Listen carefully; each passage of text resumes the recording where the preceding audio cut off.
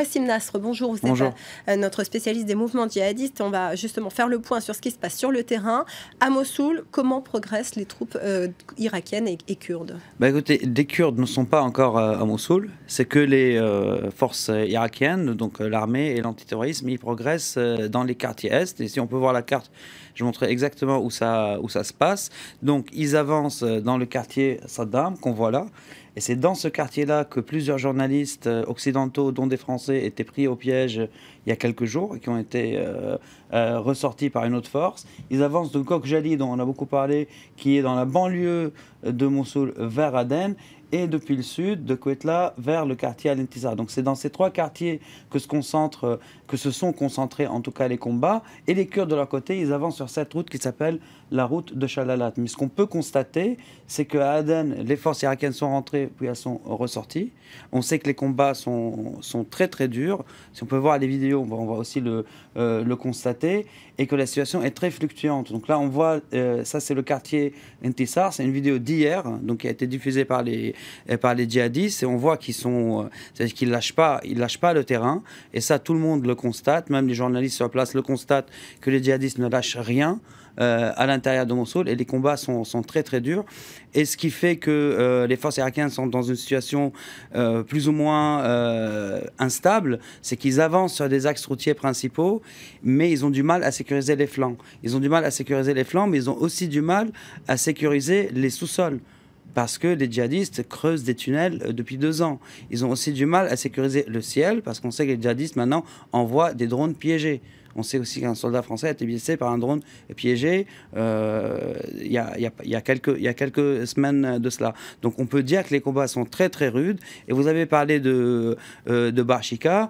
Il faut rappeler que Barchika, c'est la ville de Barchika qui est juste en amont de la montagne de Barchika où l'armée turque est présente, et que les forces irakiennes avaient commencé vers Mossoul en laissant Barchika comme une poche derrière eux. Donc ils l'ont encerclé, ils l'ont laissé. Et là, ils l'ont pris avec l'appui donc de l'armée, de l'artillerie de l'armée turque qui est présente en tout cas sur zone depuis plusieurs années parce qu'il y a des accords d'entraide, d'entraînement entre l'armée turque et les peshmerga irakiens.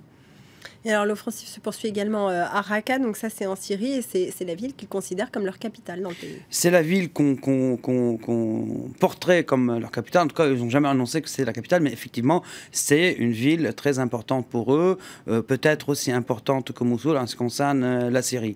Donc oui, effectivement, une offensive a été annoncée par les forces kurdes, qui ont avec eux quelques contingents de rebelles arabes, mais bon, en général, c'est les forces kurdes, donc du YPG, qui sont à l'offensive. Il n'y a rien d'important qui se passe sur le terrain pour le moment, mais c'est très logique que cette annonce soit faite pour la simple raison que depuis des mois, même depuis des semaines et des mois, on dit que les djihadistes fuient Mossoul, fuient l'Irak vers la Syrie, alors que dans les faits, c'est tout à fait l'inverse qui se passe. Les djihadistes, depuis Raqqa et depuis Deir ez-Zor et depuis toute cette zone frontalière, rejoignent Mossoul pour se joindre au combat. Donc pour résister à l'offensive de l'armée irakienne, des forces spéciales américaines et des Kurdes. Donc c'est l'inverse qui se passe sur le terrain. Il ne faut pas oublier que Baghdadi, donc le chef de l'île, a fait un discours très fort il y a quelques semaines en disant qu'il fallait tenir bon.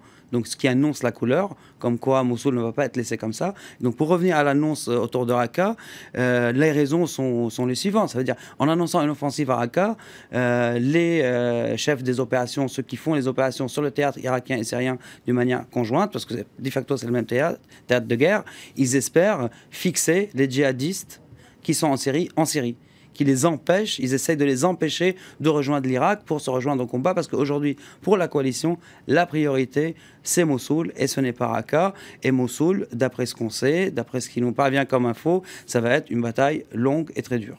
Merci beaucoup, Wassim, pour ces précisions. Merci.